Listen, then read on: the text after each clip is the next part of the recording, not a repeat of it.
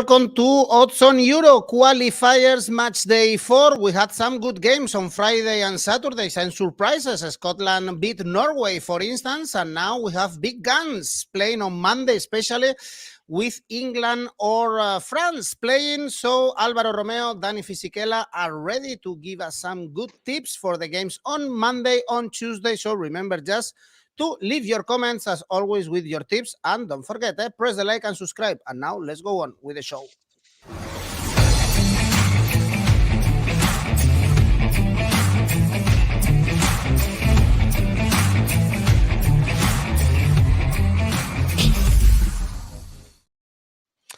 We are going to analyze the best 6 games, in our opinion, of this match day 4. And we are going to start with the games we have on Monday. We have England, North Macedonia. This is an interesting one. The odds are, of course, very low for England. They are big favorites. They have already the 2 feet in the Euros because they were able to thrash Malta away 4-0, 19 points for England. But the second spot, unfortunately for Dani Fisichella, is still open. 3 points for Ukraine, for Italy, who rested, of course, because they are focused, or they were focused in the Nations League. And North Macedonia, Dani, did you like England playing against Malta with Kane scoring, with Trent Alexander-Arnold playing in the midfield, for instance?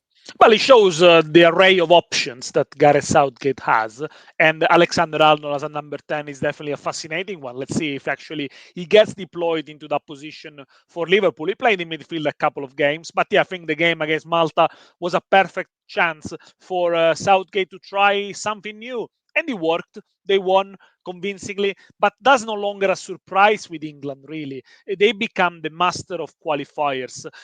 Maybe across the 90s, early 2000, they were sometimes struggling, but these days, not anymore. A win, they play at Old Trafford, by the way, which is interesting. Finally, every now and then they play outside of Wembley. So a win against Macedonia, and they will be basically qualified. The only distraction... North Macedonia. I'm sorry. North Macedonia. No, we had this debate before. I win against North Macedonia, and they will be basically qualified. The only distraction for England could be the transfer news. Declan Rice, Kyle Walker. Is the last game of the season for most of them, and it's basically maybe game number 60, 61 for some of them. That could be the only distraction, knowing when they're going to play next week. Apart from that, I think it's going to be very simple for England. They won 6 of the last 8, and these are the results they collected against small teams in the last 2 round of qualifiers, Euro and World Cup. They beat 5-0 Albania and Czech Republic, 4-0 Andorra, 7-0 Montenegro, 4-0 Bulgaria. So everything looks like England are going to win, and they're going to win comfortably. The North Macedonian manager Milevski said they need a miracle to get a point from Old Trafford. Well, by the way, in 2006, they did get a point out of Old Trafford, 0-0, and that prevented England to go to the Euros. But that was then. Now it's very, very different. North Macedonia 65th in the FIFA ranking. England are 5th. And don't get me wrong, I think North Macedonia have got decent players: Bardi, Elmas, Trajkovski, Nestorovski, Alioski. Not a bad side at all. In the Nations League, though, they were very disappointing. Only beat Gibraltar. I think England are going to win it. I'm going to go for an England win and over 3 goals, which pays 207. So if England only wins 3-0, by the way, or 2-1, you still cash on the England win, which doesn't pay much. So maybe it's worth putting 2 units on this one, because I'm sure England are going to win, and I'm sure it's going to be a high-scoring game. North Macedonia, they were very disappointing, Alvaro. They were leading 2-0 against Ukraine, and they ended up losing that game 3-2. Yeah, they beat Malta in the first game, and then they lost to Ukraine.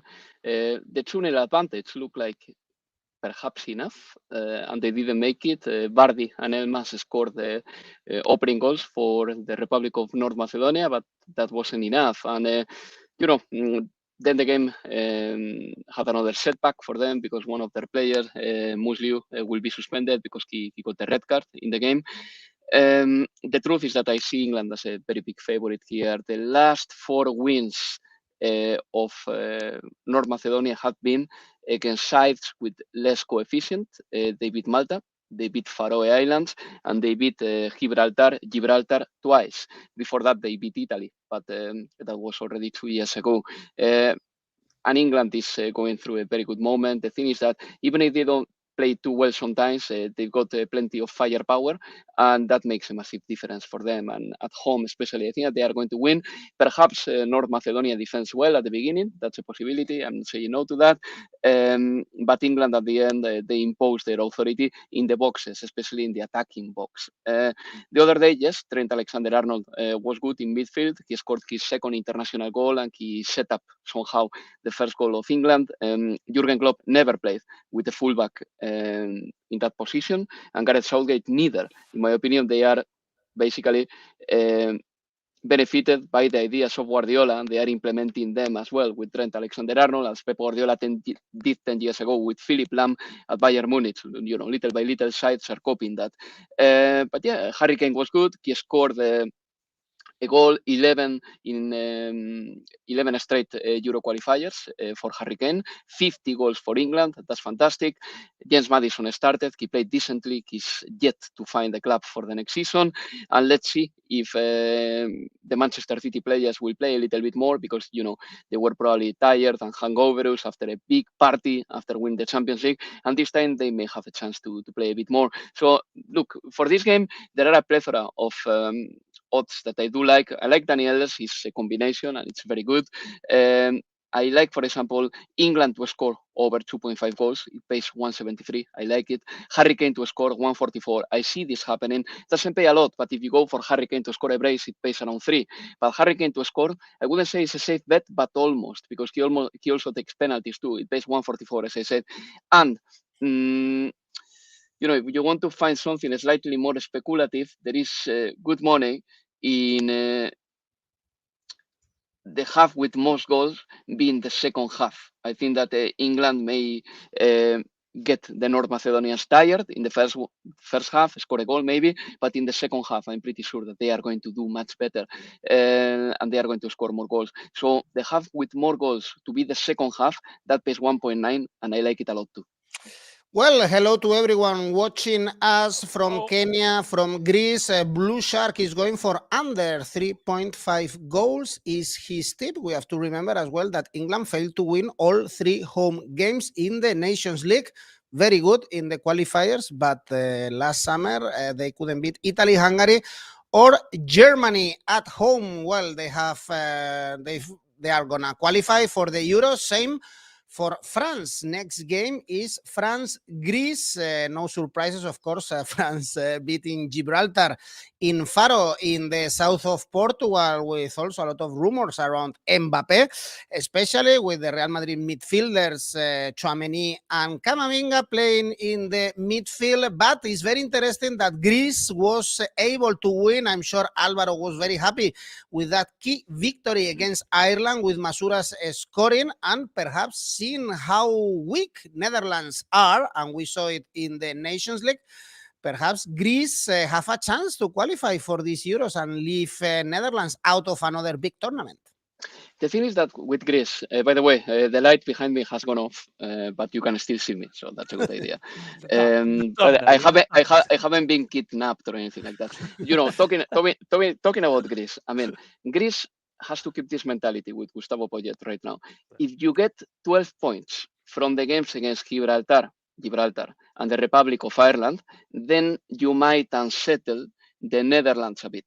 I mean, they have to get those 12 points and then try to get the best of games like this one against France. It's not going to be easy, of course.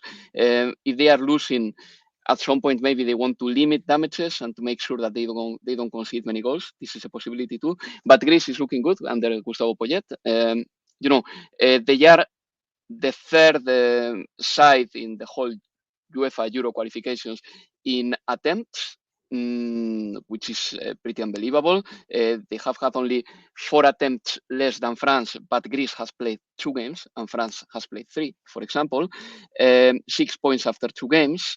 And I think that they are playing good football, generally speaking. Bakasetas has been really good for them in the tournament in general. The third player in attempts in the UEFA Euro qualifying, only behind Mbappe and Højlund, the Danish guy. And Bakasetas gave, by the way, a beautiful assist in the previous game of Greece. But, you know, they are playing against France here. I know that France sometimes they tend to not to give their 100% in the qualifiers, but still, France at home, they are difficult. The other day, there were a couple of decisions that were interesting. For example, Jules Koundé doesn't play yet for France, despite having played the whole season for Barcelona and having won the league for them. And the goalkeeper for France was Samba, ahead of Magnan. I don't know if this is going to change or not, maybe, but it was interesting to see that. I wonder if they will play with the same system against Greece, because they played with the 4-2-1-3 with Antoine Griezmann in midfield, and then three strikers, Mbappe, Giroud, and Coman. And Mbappe was very good again. I know that he scored the penalty, but his tally for France, his goal tally is pretty incredible, really. And he's one goal shy of 54 goals this season between club and country, which is really good, very similar to Erling Haaland. The ratio of Kylian Mbappe this season has been pretty much equivalent to Erling Haaland's ratio. So a fantastic season for him. Again, look, France has been doing well defensively. We have to say this, because in the last 3 games, they have kept a clean sheet. So maybe you want to back them with a clean sheet here. I don't know. That could be a possibility. But in my opinion, you know, they're going to win the second half. I see them winning the second half here. That pays 153. It's almost like a safe bet for me. But I also think that the Greeks are going to make it difficult for them, at least in the first 30 minutes of the game. So why not to think that Greece could have a positive handicap, like an Asian handicap plus 0.75 in the first half? Well, that's another possibility that I back here for Greece. Well, France haven't conceded a goal, Dani, since the World Cup final. Yeah.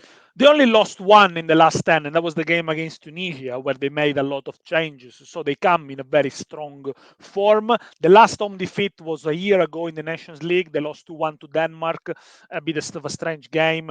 The squad is very strong, it's very deep, and they are trying as well new things with new positions. So obviously, they are favorite. I think at the moment, they're the best team in Europe by far, France. When it comes to Greece, Gustavo Poyet has changed the way Greece played. I watched them against Ireland. They dominated. They had a lot of chances. Another goal for Bakasetas, and they got good players up front. They are unbeaten in 4 games, Greece. Only lost 2 of the last 12. And now it is a big test, because they measure themselves against the top side when they normally struggle. In the recent month, they lost to Spain 1-0, lost to Sweden 2-0, back at the beginning of the World Cup qualifier, at the end, the 1-1 draw against Spain, but since then, against top side, they struggle. I think Greece can go onto this game with a little bit more of a free mind, because having won their Nations League group earlier, they are quite guaranteed a spot in the playoff.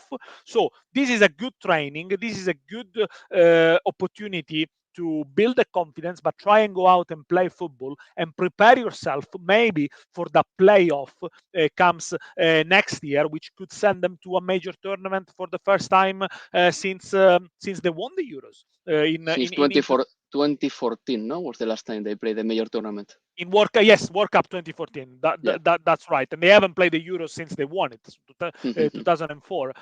So they should be in the playoff. I think they could have a go here, but I can see only one winner, France. And I think it's going to be a high-scoring game as well. France win and over 2.5 goals, 205. Okay, well, France it's 198, a bit less. Probably the odds shortened, but yeah, it's very close to 2 anyway. Fox 5 is going for France, half-time, full-time. Of course, you can spice it up with Mbappe scoring. Hello, Savuga from Uganda. Let's move on to Group H. This one is a funny one. We are going to analyze Slovenia, Denmark, and we have 4 teams with 6 points. Slovenia and Denmark, and then also Kazakhstan and Finland, because Slovenia lost to Finland 2-0, but they are quite strong at home. They even beat Croatia in the road to the World Cup. And Denmark, they lost in the last away game in Kazakhstan. Did you like them, Dani, beating Northern Ireland only 1-0 in the last game? They suffered. They had to work really hard for the 1-0 win. And in the end, Northern Ireland had a goal ruled out by VAR. So Northern Ireland were really frustrated. It wasn't a great performance by Denmark. They show to be a little bit rigid. Then after they scored the first goal, they play with more confidence and more flow. But yeah, it wasn't a great performance. And this group, I think at the moment, is the most interesting one because each team has lost at least a game in this group. So it's really, really open and level. Denmark, they are going through a transition. Some of the old squad that were involved in Euro 2021 are making way for young players. Of course, they got Rasmus Højlund up front, leading the attack, didn't score against Northern Ireland. They won 6 of the last 12, Denmark, so not a bad tally, including they beat France twice in the Nations League, but then they lost to them in the World Cup, and they were disappointing in the World Cup. I think they are a compact, strong, solid team, but I think it's about the transition really from old players to a little bit younger one that they need to work out. When it comes to Slovenia, I think they are interesting as well. They lost against Finland, but that was the first defeat in the last 9 games. So after 8 good results, they got very interesting players in Sesko, Lovric, who plays for Udinese, Oblak, of course, in goal. So they got a strong backbone to the team. In the last qualifiers, they even beat Croatia 1-0 at home. So Denmark need to be careful. Then they lost to Sweden and Russia and didn't make it. It could be a surprise package, I would say, in this group where Kazakhstan seems to take points from other opponents. But I think this is going to be maybe a stingy one. I don't see Denmark going away from home and scoring many goals. Maybe Slovenia might nick one. I'm going to go for an under here, under 2.5 goals, 177. This one can be tricky for Denmark, Alvaro. Our Greek friend is going for Denmark, double chance. He shouldn't pay a lot because they are still favorites, but be careful with this one. Well, I'm going for an Asian handicap 0 for Denmark. I know that this could be a bit tricky. Yes, I agree. And I don't think that Denmark are too good defensively. They have conceded 4 goals already in the qualifiers. And against Northern Ireland the other day, after scoring the first goal, they conceded a couple of really silly counterattacks. Really, really silly counterattacks. And if it wasn't for Kasper Schmeichel, the result would have been different. And if it wasn't for VAR as well. But especially, I would be worried about conceding counterattacks when I am winning, because when you win, if you don't have a very good possession-based football, you'd better defend better, and you'd better defend the result. I don't know why they are doing it this way. But anyway, I really hope as well that Denmark regains the form that they show in 2021, because they were very entertaining to watch. And the truth is that they were one of these fringe European sides that suddenly they could make it to a European semi-final, and that was incredible, and that was very good for European football too. But yeah, this group is leveled. This group will be tight and interesting until the end, but there is something that has to be said here. The only side with 6 points that hasn't played against San Marino is Denmark. And this is very important because San Marino is going to give you 6 points, 3 away and 3 at home. So if Denmark negotiates this game and a draw could be even good for them, then they will have to play San Marino and they will correct their situation, I believe. So even a draw for them wouldn't be too bad. So a draw no bet for Denmark, 140. Why not to think that? But I prefer Denmark to win because they are better than Slovenia. And I am aware that Slovenia has been doing recently very well, and before losing to Finland they went 8 games undefeated. But this is Denmark we're talking about. Slovenia, their biggest threat obviously is Sesko, who scored 16 goals this season, 1-6, and he has scored 6 goals in total with Slovenia across his career. But I don't think that this should be enough to unsettle Denmark too much. So I could go even for Denmark to win, 191, but you know me very well, this is not the kind of game that I will keep for an ACCA. When I go for an ACCA, I go for more certainties. But anyway, in this game in particular, Denmark to win, 191, why not? You remember the Slovenia with Zlatko Sahovic playing the World Cup in 2002 in Korea and Japan in the group with Spain. Actually, Slovenia +1, Fox 5 is telling us, Murat, what about first half draw? Well, it could be an option. It's a good option. Well, talking about Murat, let's go to Turkey. Turkey, What Wales. a segue! What a segue! This is an interesting game. In Group D, we have Turkey leading the group with 6 points, and we have Wales with 4 points because they were defeated at home, surprisingly 4-2. With Armenia, this group is very interesting. Turkey lost at home against Croatia. Remember, beat away Latvia and Armenia, and they come to this game as big favorites. Alvaro, 2.02 for Turkey to beat Wales. I expect craziness in this game because I watched Turkey's game against Latvia and they went through thin and thick. They scored first. They got a goal disallowed. They conceded after a massive defensive mistake. Then they conceded another equalizer in the second half extra time. And then they won the game in the extra time, 3-2 for them. Everything happened in that game. And I believe that this game can be a little bit chaotic. I mean, the best thing I could get from Turkey against Latvia is the fact that Tunder scored a very good goal. Yeah. And then Kavetsi's winner was a good goal as well, coming in the second post, heading it home. Okay, good for them, 3 points. But, the truth is that Turkey is ahead of Wales in the qualification or on the table. But I don't think they are particularly way better than Wales. It's only 2 more than them what they have. And Wales are not coming in a good moment in this game, but maybe they can correct the situation. The truth is that they lost to Armenia in the last game, and I would like to single out Armenia here and to praise them a lot because they beat Wales despite Daniel James scoring first, and despite Armenia being 71 places below Wales in the world rankings, they beat them with an excellent display of Celayaran, the Argentinian footballer who plays in the MLS, and Ranos, the player who has been signed by Borussia Mönchengladbach for the next season. They destroyed them completely. So Wales has to improve.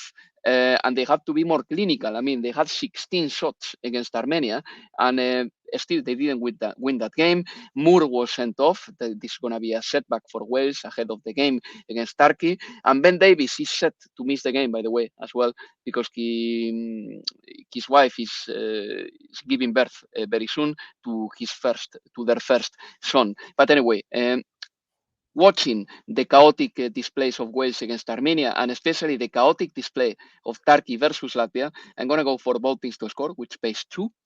Over 4 cards pays 2 as well. And if you want to take something more conservative approach, for example, over 2 goals, I love it as well.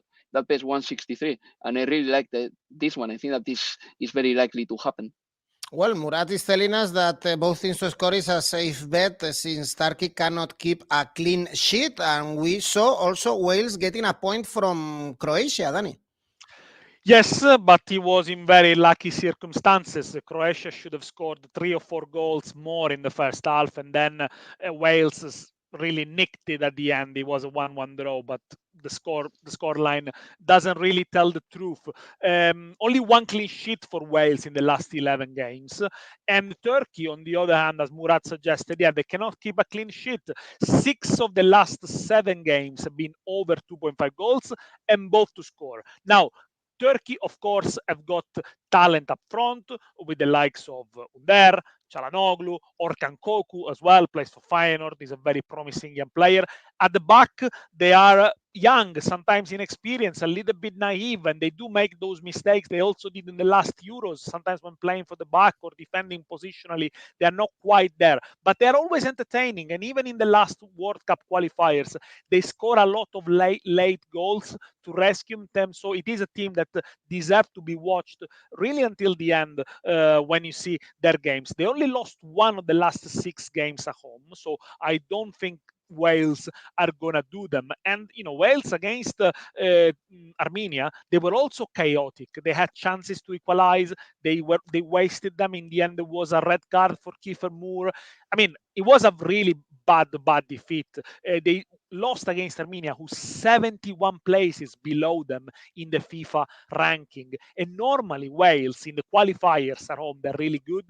That was the first defeat at home in qualifiers since 2011. Robert Page, the manager, said they needed a slap, like to wake up. Well, he needs to be careful because they might get an even bigger slap here now that they travel to Turkey, who are top of the group. I think for Wales, adapting in their new life without Joe Allen, without Ramsey, without Bale, is going to be tricky, really.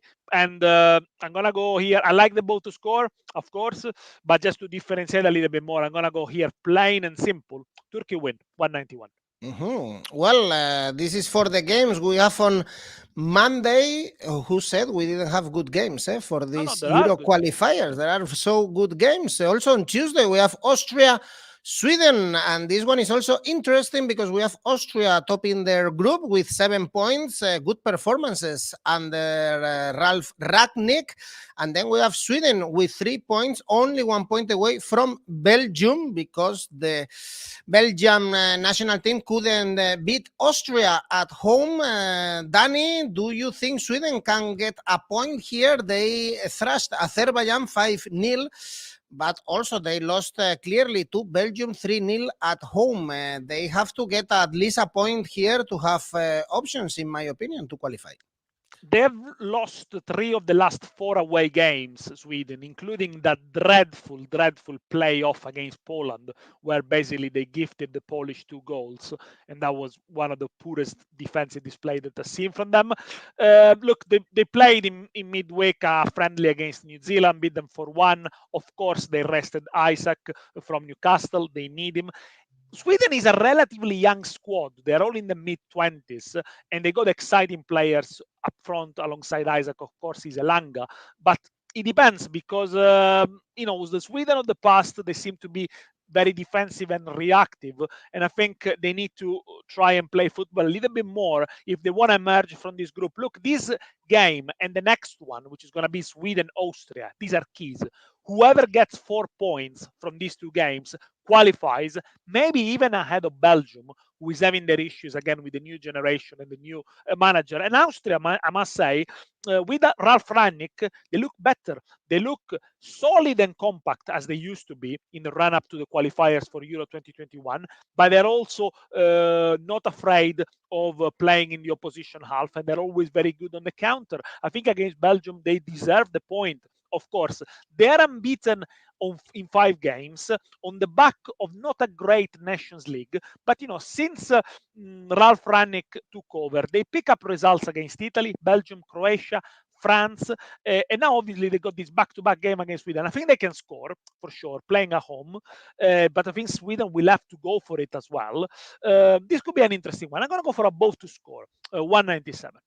And actually, all the games played by Austria have been both teams to score in these qualifiers, Alvaro. Yes, they have been. I'm going to back them to win here. 2-15. I think the money is good. And Austria right now, they are doing a very good job, actually. Of course, Sweden will knows that the draw is good for them because then the next game is at home against Austria. This is a key game, actually. But I think that Austria right now, they are in a better moment. I mean, that's the reason why I'm backing the team from Ralf Rangnick.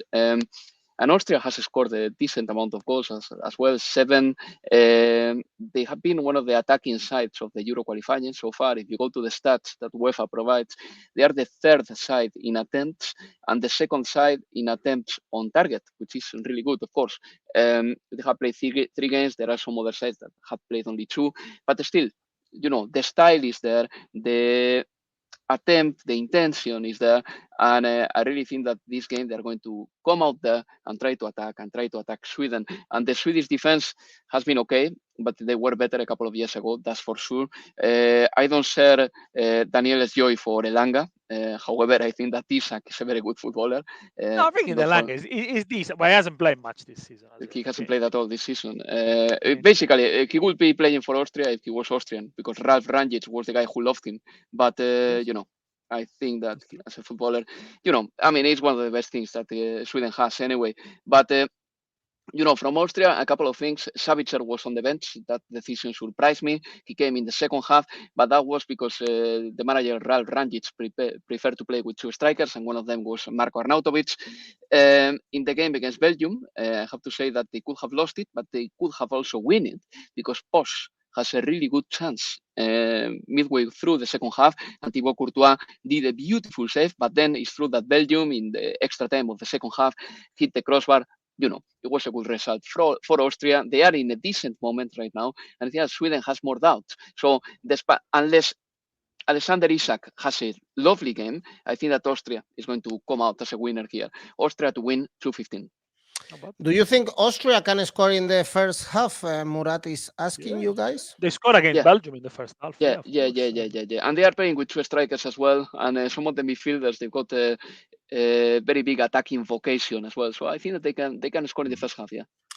Sweden was very solid in the last qualifiers for the World Cup, for instance, but it looks like they've lost something and they could struggle to qualify with Austria leading this Group F. And the last game we are going to analyze is Iceland. Portugal, not a lot of questions about Portugal. They've won all the games, scored 13, conceded 0. It's true that they've played a weak size, but still, you have to thrust them. You have to get good results. The last one was a 3-0. Alvaro against Bosnia with Cristiano Ronaldo not scoring, despite everything that happened after in the game with a spectator coming to the pitch. And Portugal, of course, they are very favorites.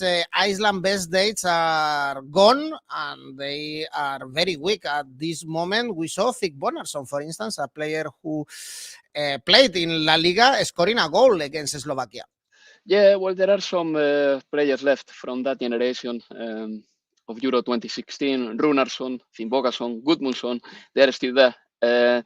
But the fact that Portugal hasn't conceded the goal points me in the direction of the clean sheet. Just saying that the clean sheet for Portugal could be 183, even though I prefer some other bets, because when it comes to Portugal, I prefer to back them scoring, because I think that their firepower up front is pretty incredible. So, for example, Portugal to win and over 1.5 goals in that game, 144, it could be equivalent to a safe bet, at least the way I see it.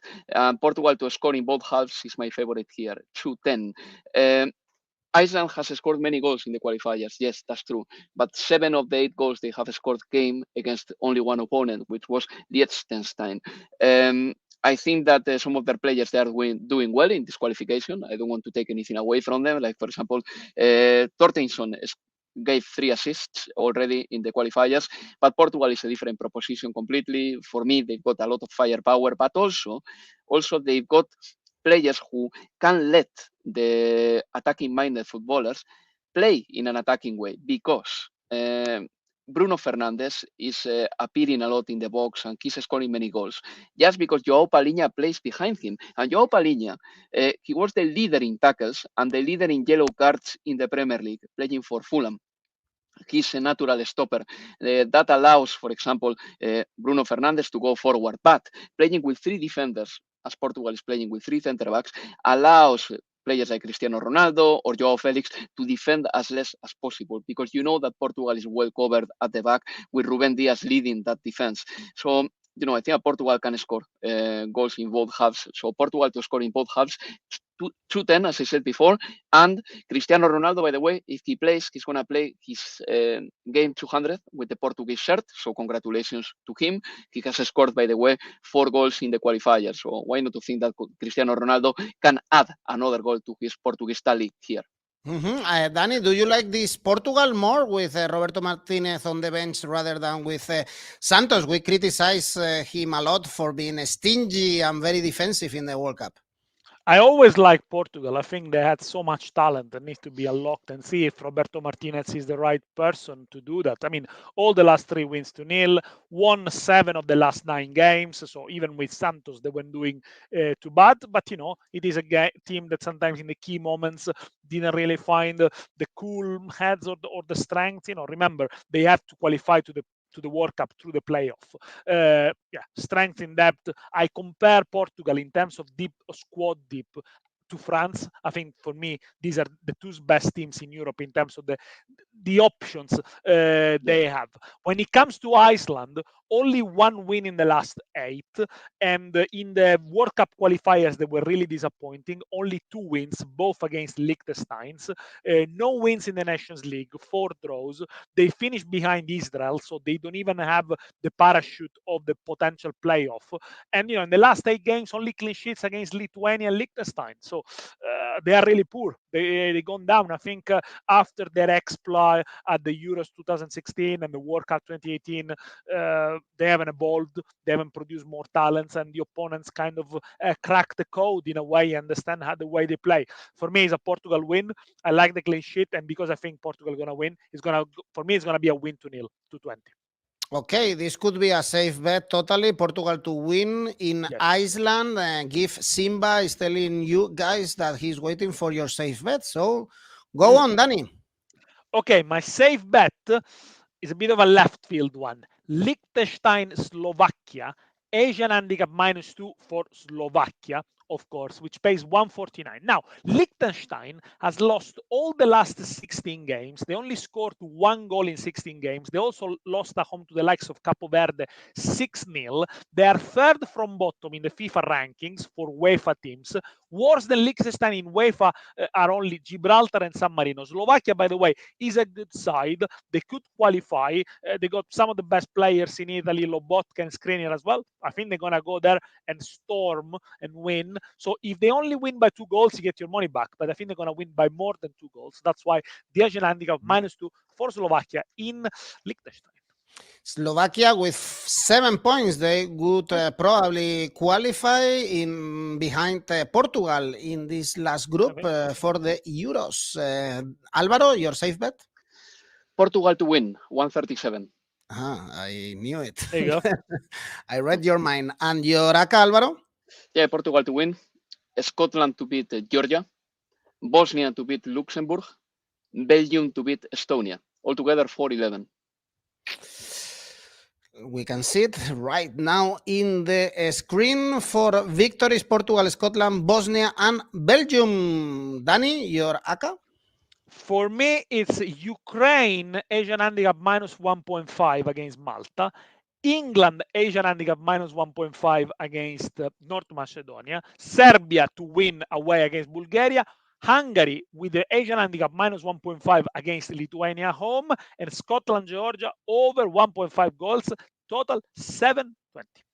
Wow, not stingy at all, Dani? Just the last one. I think it's the last one of the year. So. Exactly, just to say goodbye to the season, of course, not to the year, because football takes holidays. The football season is over after so many games. World Cup with these games, Euro qualifiers. We've analyzed here everything. I want to thank Alvaro, Dani, all our team, of course, for this very busy football season, and thank all our audience. Hopefully we will be back very soon when football starts. In the meantime, of course, just check our channel, our website, press the like, subscribe, tell your friends, and enjoy your summer if you are in the northern hemisphere, of course. Bye bye. Thank you, guys.